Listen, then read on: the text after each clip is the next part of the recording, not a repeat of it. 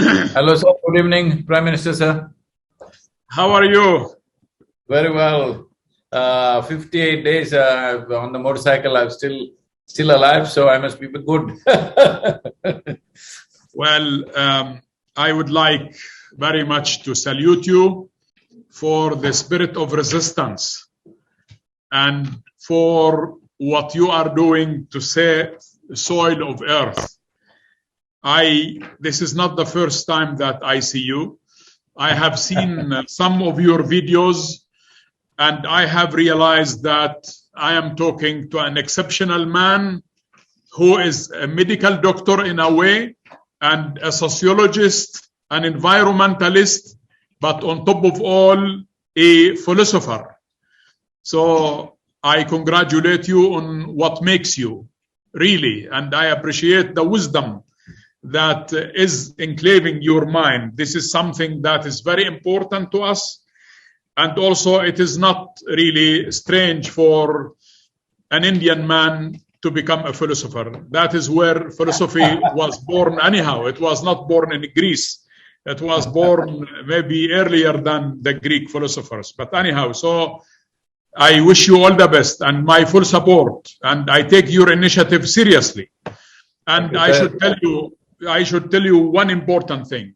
I was having, like 5-6 years ago, I was talking to an Indian a group of activists, and one word I kept using is that referring to Palestinians under occupation, that we are attached to our land. And I kept saying that we are the sons of the soil. Yes. And these settlers who come from Brooklyn and who come from other places, there is no way you can bring a plant from Siberia and plant it in Palestine. It does not work. We are the sons of the soil, and therefore we are the organic product of our soil and of our land. So it is good that you are reminding the whole, the whole world of what does it mean to really preserve the soil as source of food for people, because you are 100% right. It is not the Ukraine crisis that is going, and the chain supply that is going to affect food supply. It is also that the earth will not be able to produce enough organic products, enough food for more than 7 billion people. So land is shrinking and people are growing. Soil is shrinking and people are growing. In our case, it is so sad to tell you that the aggressive settler colonialism has caused incredible damage to our environment. It is sad to tell you that 2.5 million trees have been uprooted by the Israeli settlers since 1967, when Palestine became under occupation. So that this is really something that's worth mentioning to you. And maybe I should also, I'm 100% in full support with what you called for. Change the narrative. I think it is very important that we don't only change narrative, but it is also important that we change mindsets, the way we perceive things. We should not take things for granted. A lot of people take things for granted. You know, food should be there. You know, drinking water is always available. It is not. We will face serious challenges on drinking water, on availability of soil, organic products. Human beings should not live on hormones or fruits or vegetables injected by hormones. You know, you put a cucumber in the fridge and it keeps growing because it is full of hormones under humid conditions and so on. And also, my dear friend, maybe, you know, when I was told that I will talk to you, I thought, okay, this man as a philosopher, also the issue for us is not only about soil and earth and so on. I should also bring to your attention very important issue, which is, you know, the Dead Sea is, we have 38 kilometers of shores of the Dead Sea as Palestine. The rest On the east side is Jordan, and the other parts is the Israeli occupation side. You know, the Dead Sea will have no water at all. It will fully and totally dry up by 2044, according to estimates of experts. So we are really facing serious damages. Dead Sea, it means minerals, it means history, it means the lowest water point on earth, and so on and so forth. So this is also something that needs extra attention in your exercise and in your effort to really bring attention to what is happening in the world. Also, maybe last thing I should tell you, that we are fully engaged here in Palestine in land reclamation to avoid political desertification. What do I mean by that?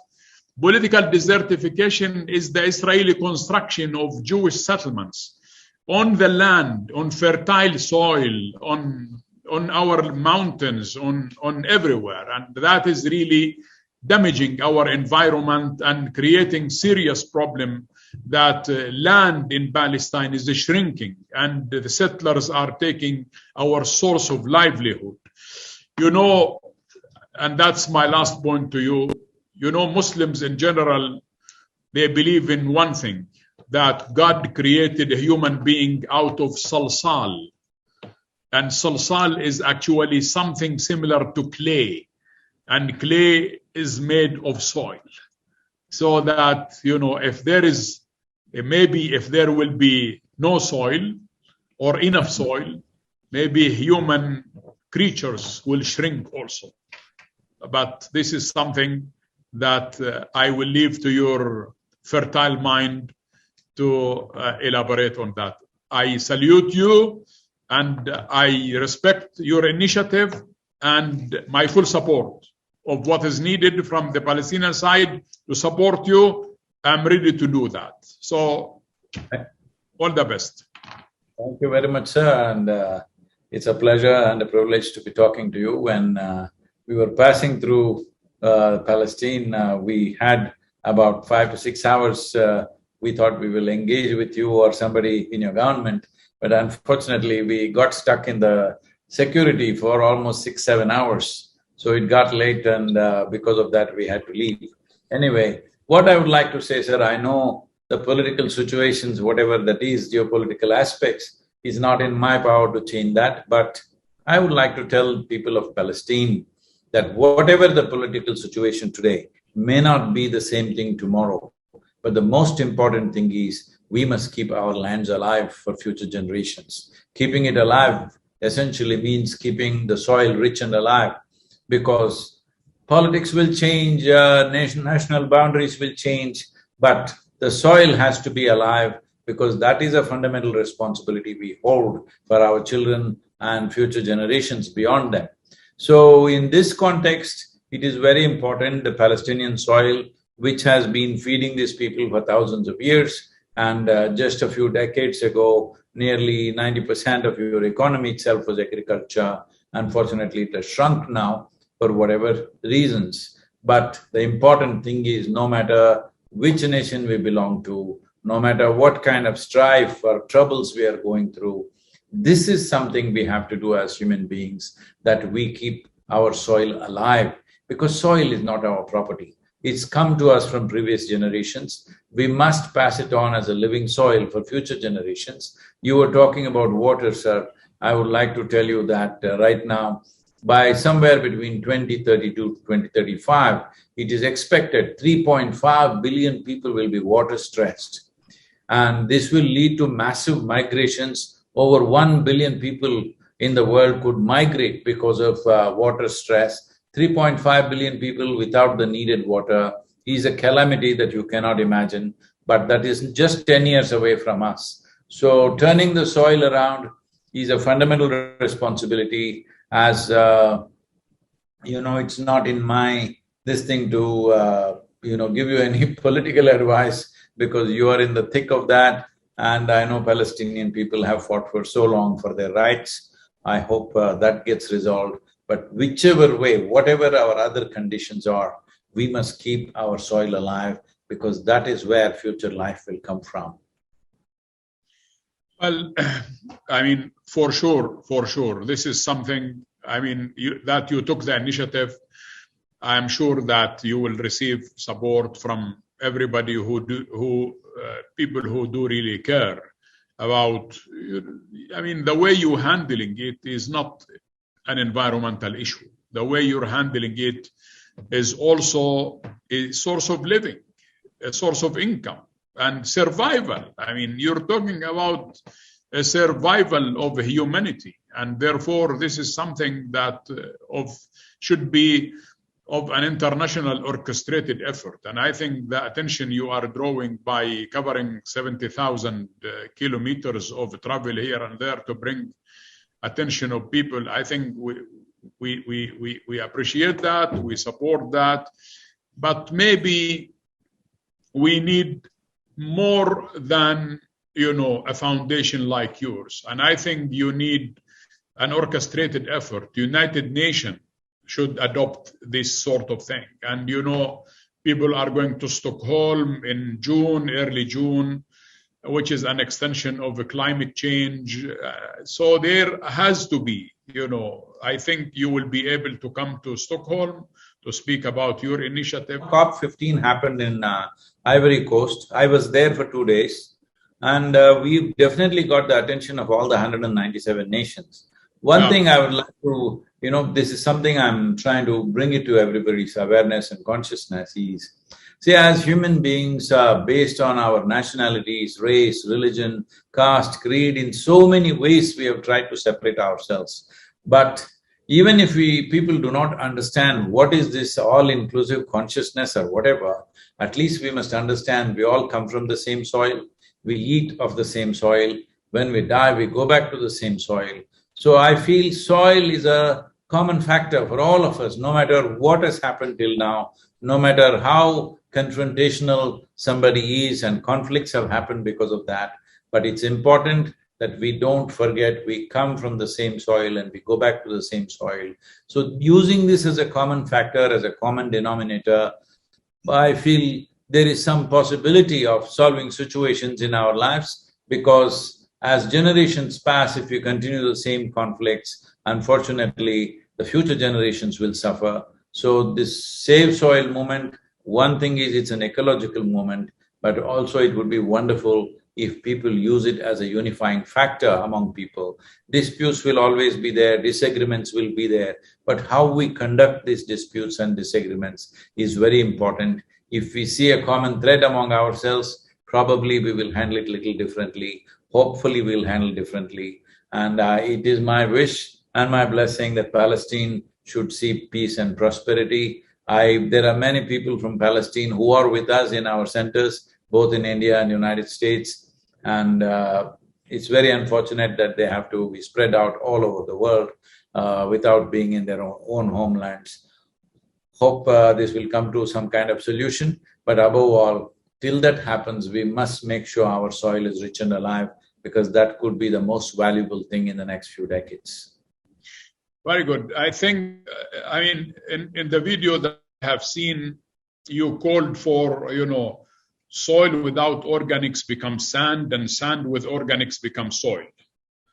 And I think that is really a very important statement on your side, because this opens the whole research on earth, environment, science, technology to be directed towards deserts.